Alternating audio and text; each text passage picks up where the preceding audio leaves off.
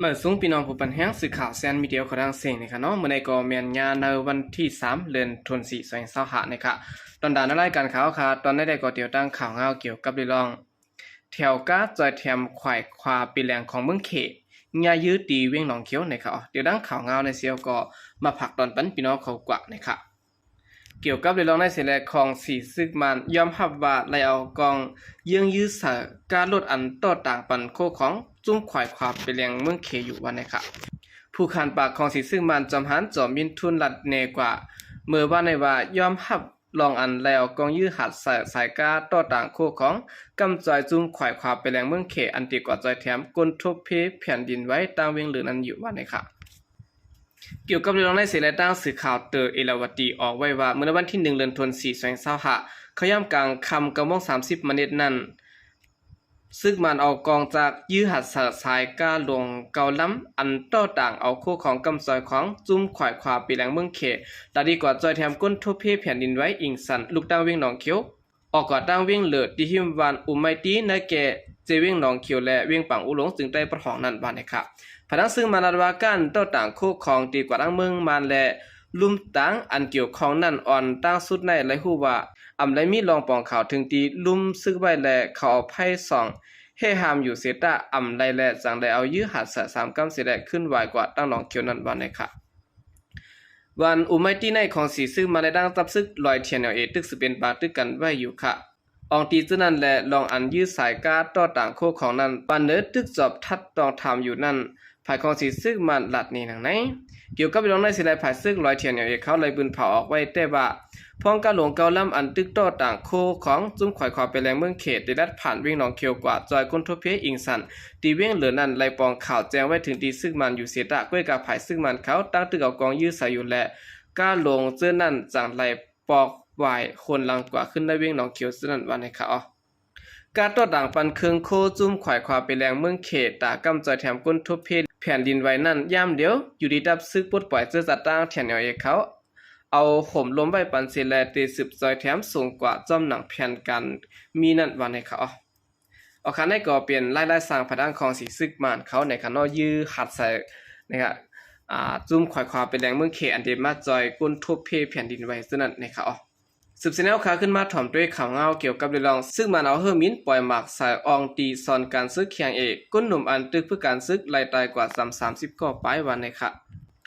สืบเสนอขาขึ้นมาถ่อมด้วยข่าวเงาเกี่ยวกับเรื่องตับซึกลูกเพื่อนย่างแหลงตึกซิมเอาไล่ตับปางเศร้าซึกมัน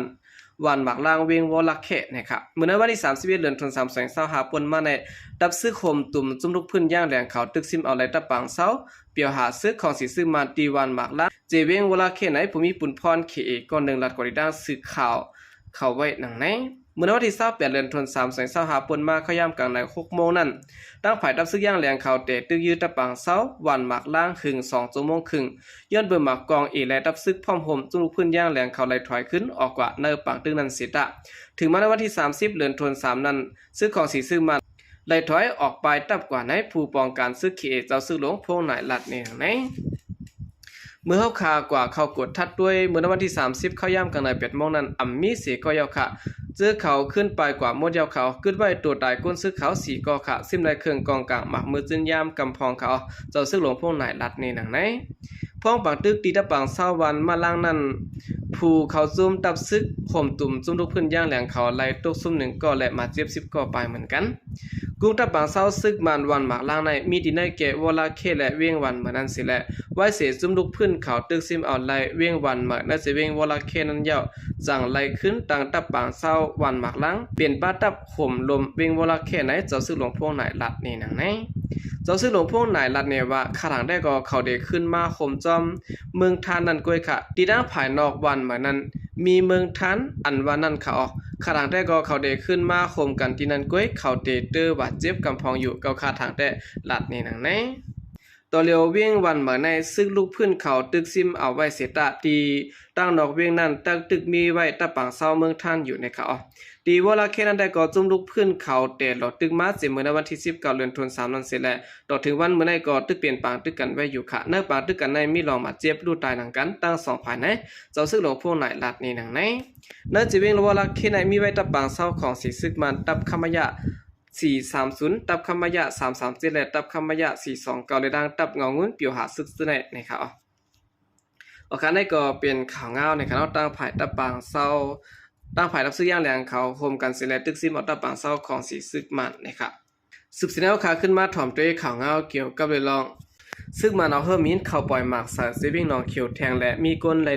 หมัดจิบจอมหาเกาะนะครับในวันอันของสีซึ่งมันปืนเผาตำน้อยมองจะจันเจอจัดอันทบเพแผ่นดินไว้อยู่นั้นซึ่งมันได้เอาต้นและเพิ่มมินแก๊สไฟตามาปล่อยหมากสายในวิ่งนองเขียวอันซึ่งปลองเทียนอย่างเขาพองงำไว้นั่นแทงไหลหูจอมหนังในครับ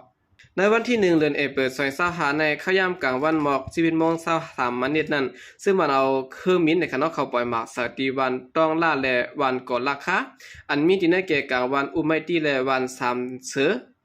ในชีวิตหนองเขียวจึงได้ปลดของนั้นเสียแลกำหนึ่งเสียไว้นั้นซ้ำขึ้นเอาต้นมาปล่อยหมากใส่กำหนึ่งหมากตกแตกเตยเงียก้นเมืองมาเจ็บกว่าหาเกาะขึ้นเยดูก่อย2หลังในเขาย้อนเบอร์ปล่อยหมากใส่และคงจากดินผุนถาดเหมียวจานและป้าเสียมเฮิรนเยกำพองตีวันลอยค้อนอำนั้นห้องวันตองล่านั่นและดูก่อยกว่าและมีคนมาเจ็บซ้อมหาเกาะวันไหนก้นเมืองหนองเขียวก็1 ลาดกว่าดีด้านสื่อข่าวเขาหนังไหนซึ่งมันเขาได้มาปล่อยหมาก2 ปาก50 ปอง2 ลูกขาโตใส่หญ้าคงจากผุ่นถาดเย่าก่อจากหมากเตยหญ้าไหลก้นมาเจ็บหาก่อเขานั่นตาสีก็ได้ก่อมาเจ็บเขาแห้งไว้ขาดหลัดนี่หนังไหน